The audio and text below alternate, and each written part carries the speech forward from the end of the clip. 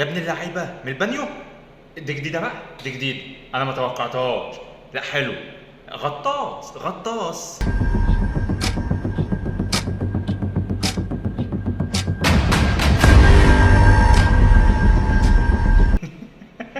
الناس دي يا باشا ما بتاخدش بالها خالص. ايوه، الناس دي جايبه وعامله حسابها في حمل جديد، حمل نضيف، حمل صناعي، مع اختلاف لون الحمل. هو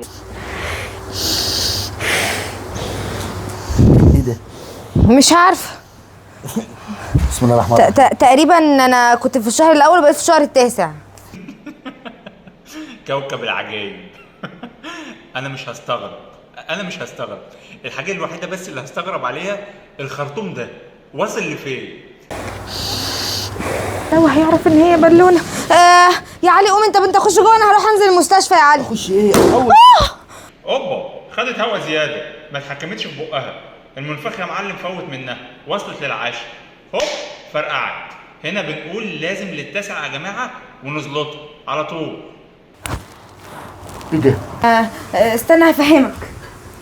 فهمني؟ فهمني ايه؟ هو في ايه؟ هو ايه اللي حصل ده؟ هو انت ما خدتش اي فكره كده من اللي حصل ده؟ ايه ده؟ هو المفروض ياخد معانا؟ احنا كل مره احنا اللي بناخد، انتوا كلكم انتوا اللي بتاخدوا، اللي بيتفرج على الفيديو ده كله بياخد الا هو. اخيرا لقينا حد يقف معانا، يا رب ياخد هو كمان. ثانيه يا دكتور، انا مش حامل. لا حول ولا قوه الا بالله. هو بيستغرب من ايه؟ اللي تحت ده مفرقع له 20 بالونه، واللي فوق ده مفرقع له 50 بالونه لحد دلوقتي. انا مش عارف هما بيجيبوا البلالين دي من ايه.